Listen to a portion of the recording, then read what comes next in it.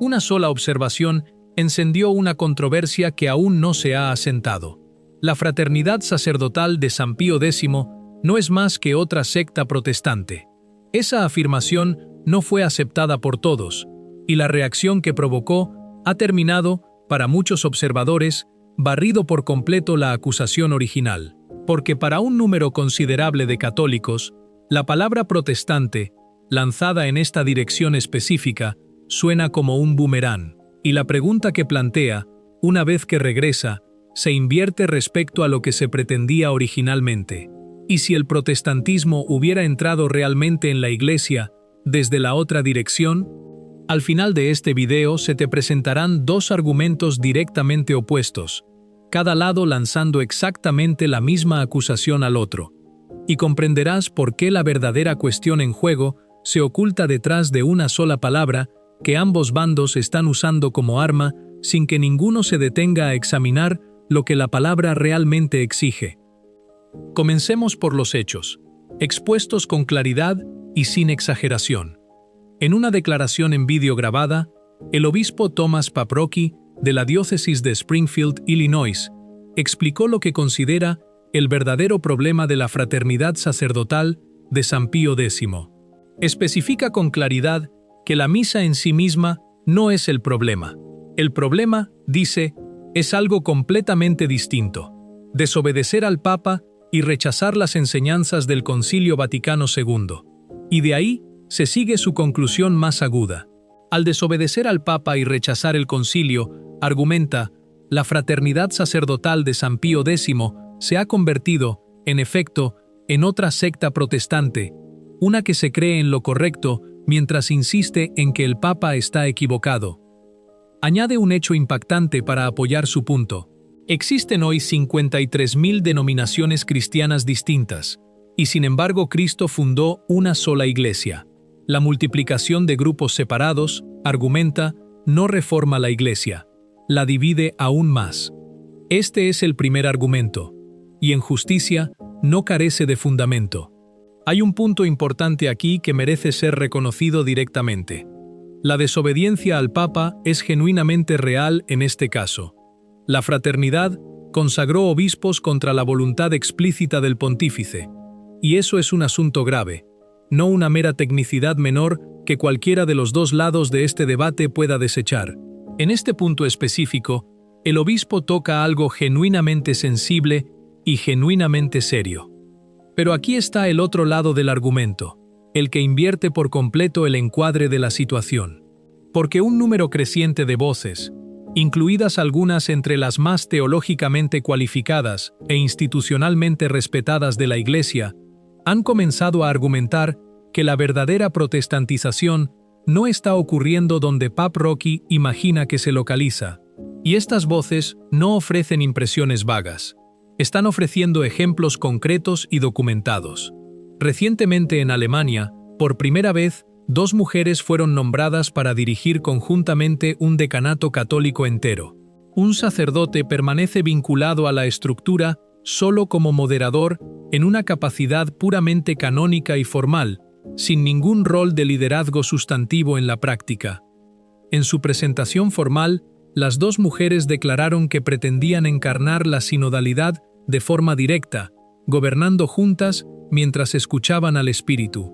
Pero un decanato dirigido por laicos, en el que el sacerdote ha sido reducido a un rol de apoyo y en gran medida simbólico, se asemeja, para un gran número de observadores que lo examinan con honestidad, a algo considerablemente más cercano a una estructura congregacional protestante que al gobierno católico tradicional. Y este no es un caso aislado que pueda desestimarse como una única decisión local desafortunada.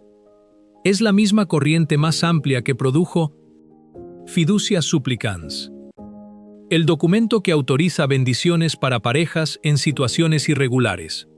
Es la misma corriente que, específicamente en Alemania, ha hecho campaña abiertamente por la ordenación de mujeres y porque los laicos pronuncien la homilía durante la misa. Y las vías nacionales de este tipo se multiplican, cada una desarrollando su propio conjunto distinto de reglas prácticas, como si la Iglesia pudiera sostener coherentemente una doctrina en Alemania y una distinta en África, una práctica pastoral en un país y una práctica incompatible en otro. Una fe con doctrina genuinamente variable es, sin embargo, por definición, el opuesto preciso de la unidad católica. Esto se describe, en el vocabulario que ha dominado el discurso eclesial reciente, como una iglesia sinodal, es decir, una iglesia que escucha a todos, discute todo extensamente y, en última instancia, vota el resultado. Y aquí el paralelo se vuelve imposible de evitar o explicar, porque la estructura eclesial protestante está construida precisamente sobre exactamente esta lógica. La comunidad que decide, la asamblea que vota, la congregación que reinterpreta la enseñanza recibida según su propio sentido contemporáneo de lo que el momento requiere. La estructura católica, históricamente y por diseño, siempre ha sido lo contrario de esto. La iglesia que recibe y guarda lo que se le ha transmitido, y los obispos cuyo rol específico es enseñar esa herencia más que negociarla con la asamblea reunida ante ellos. Más allá de las cuestiones de estructura de gobierno, en muchos países, encuestas reiteradas muestran que una proporción sustancial de católicos practicantes ya no cree en la presencia real de Cristo en la Eucaristía, el corazón mismo de la fe y del culto católicos. Y esto es precisamente, históricamente, lo que los reformadores del siglo XVI negaron como el fundamento de todo su proyecto teológico. Esta observación no proviene solo de tradicionalistas ansiosos por marcar un punto retórico. El cardenal Müller, que conoce la doctrina católica íntimamente por haber servido durante años como su guardián oficial en la Congregación para la Doctrina de la Fe, ha expresado esta preocupación en términos notablemente firmes.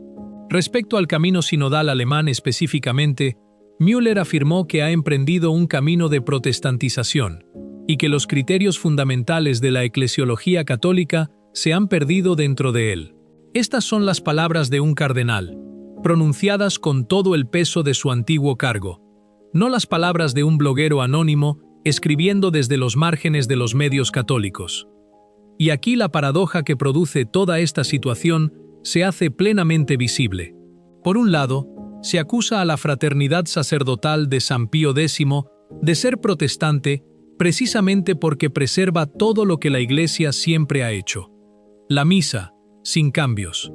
Los sacramentos, administrados exactamente como siempre se han administrado. La doctrina, enseñada sin modificación ni acomodación a las sensibilidades contemporáneas.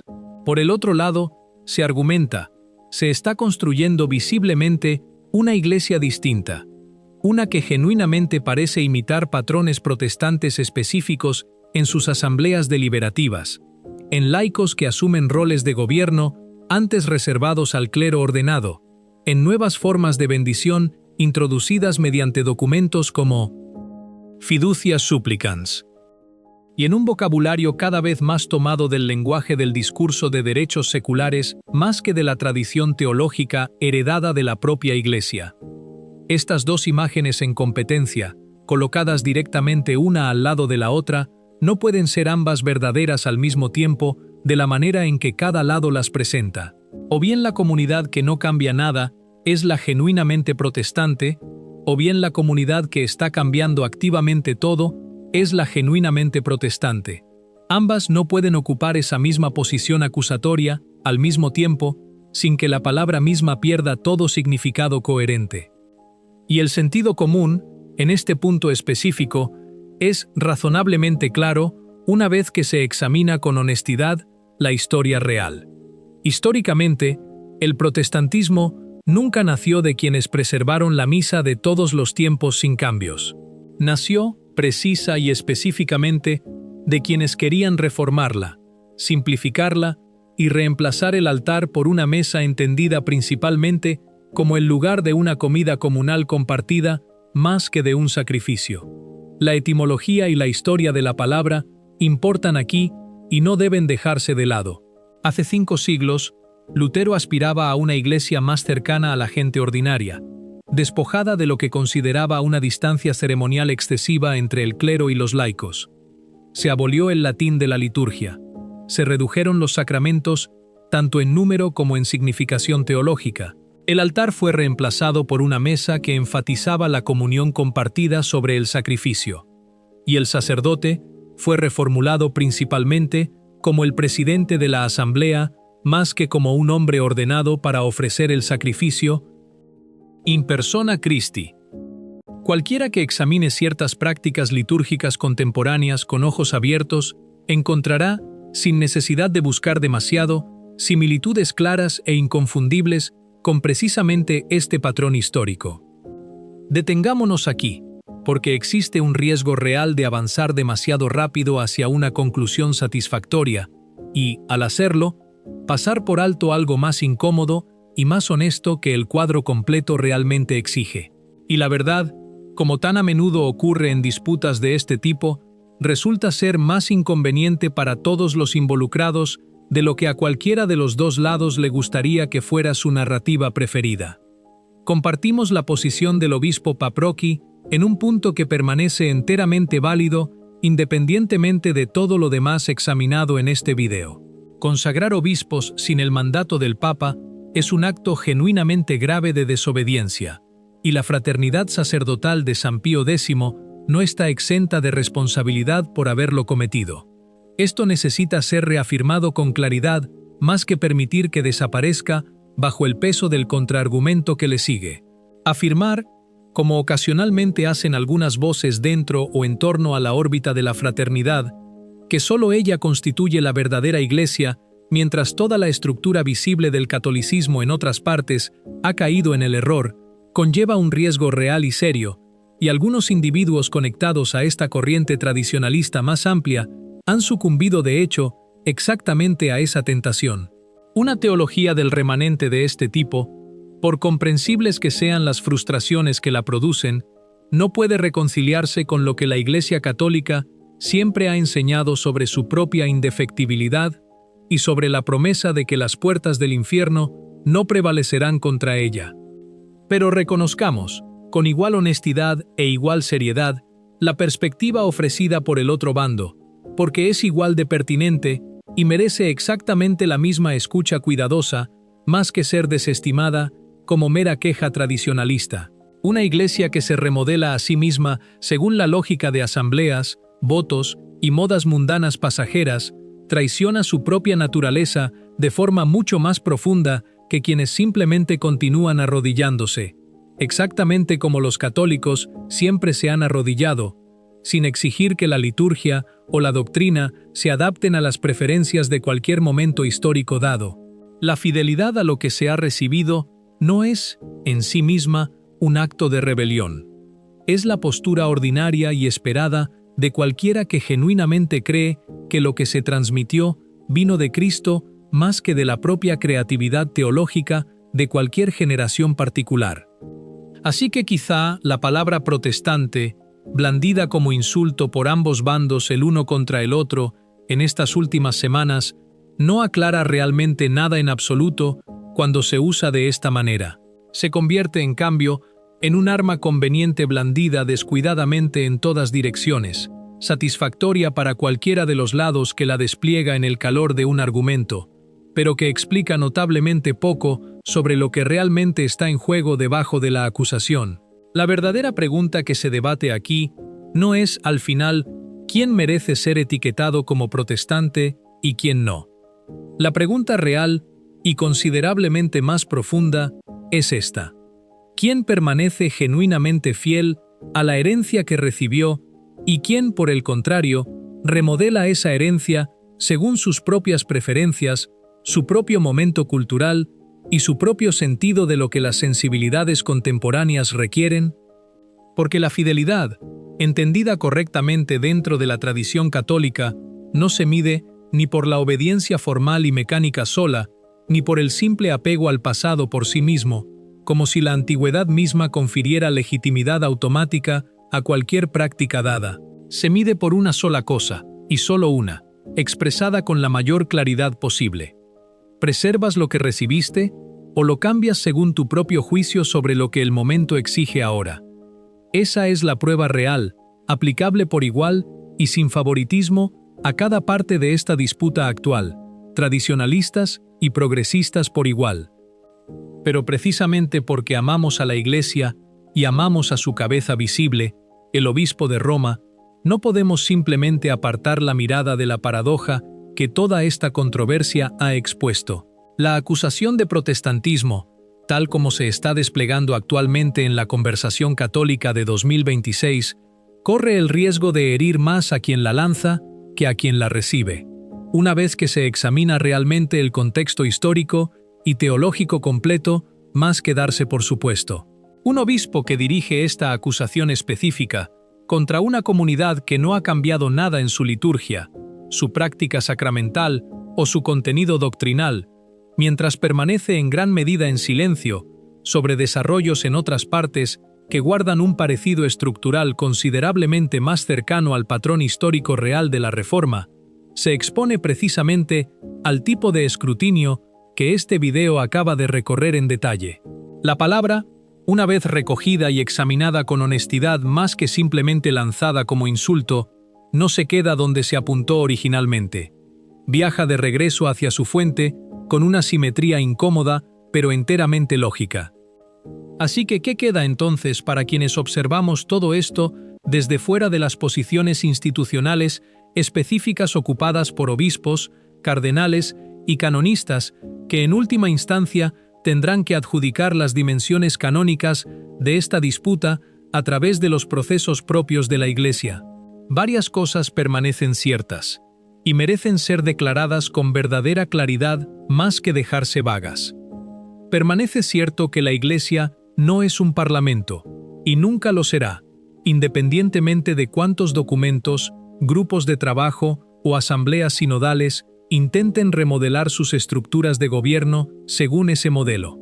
Cristo no estableció un cuerpo deliberativo diseñado para llegar a la verdad mediante el consenso mayoritario. Estableció una Iglesia confiada con un depósito de fe para ser guardado, enseñado y transmitido intacto, no renegociado por cada generación sucesiva según sus propias preferencias. Permanece cierto que las 53.000 denominaciones cristianas distintas que actualmente existen, como el fruto histórico de la división, no constituyen un modelo a admirar ni a emular en ningún aspecto. Constituyen, en cambio, una advertencia solemne, una demostración visible y permanente de exactamente lo que ocurre cuando la unidad se sacrifica a la convicción de que el juicio privado, por muy sinceramente sostenido que sea, debe tener precedencia sobre un oficio de enseñanza recibido y autoritativo. Cada fractura dentro de ese vasto y fragmentado paisaje comenzó, en algún punto de la historia, con alguien convencido de poseer una mejor comprensión de la fe que la institución encargada de guardarla. El resultado acumulado de ese patrón, repetido a lo largo de 5 siglos, son 53.000 comunidades separadas, cada una convencida de su propia fidelidad al Evangelio, cada una incapaz de lograr un acuerdo doctrinal incluso con sus vecinos más cercanos en el espectro teológico. Y permanece cierto que la unidad genuina y duradera nunca se construye abandonando la fidelidad para seguir las preferencias evolutivas del mundo en cuestiones de moral, gobierno o doctrina. Se construye, en cambio, preservando con humildad lo que se ha recibido, incluso cuando hacerlo tiene un costo personal o institucional real, incluso cuando significa soportar acusaciones de rigidismo, de estar cerrado al diálogo, de situarse fuera del supuesto espíritu de la época. Los santos que moldearon la tradición católica a lo largo de 2000 años rara vez fueron elogiados en sus propias vidas por su flexibilidad o su afán de acomodarse a la moda contemporánea. Fueron recordados, cuando fueron recordados, por su fidelidad bajo una presión genuina a abandonarla. El deber que recae sobre cada uno de nosotros que observamos esta controversia desde fuera de los pasillos donde realmente se toman estas decisiones, permanece esencialmente inalterado por todo este intercambio de acusaciones. No te dejes arrastrar por cualquiera de las facciones que actualmente comanda el seguimiento en línea más ruidoso o el encuadre retórico más persuasivo.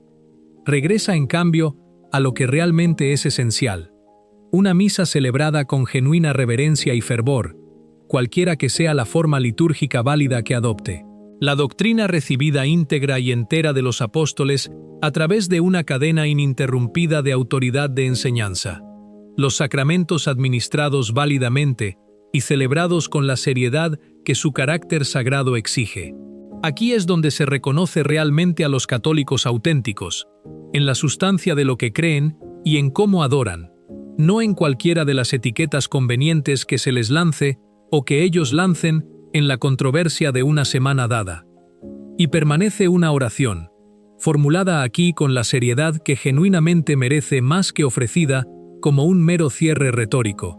Que el Papa y los pastores de la Iglesia aporten una claridad real a toda esta situación, de modo que ningún católico ordinario, sentado en un banco ordinario, tenga que preguntarse, semana tras semana y controversia tras controversia, quién dentro de la Iglesia visible está realmente salvaguardando la fe que ella recibió de Cristo, y quién, cualesquiera que sean sus intenciones declaradas, la está disolviendo silenciosamente en su lugar. Porque cuando todos dentro de la misma casa dedican su energía a acusarse mutuamente de ser secretamente un forastero, de haberse convertido, en efecto, en un elemento extranjero dentro de la familia, más que en un miembro genuino de ella, quizá ha llegado el momento de dejar de lado las acusaciones por completo y regresar en cambio al propio Evangelio, de recordar con claridad de dónde vino realmente la Iglesia y de recordar, con igual claridad, quién fue el que primero la llamó a la existencia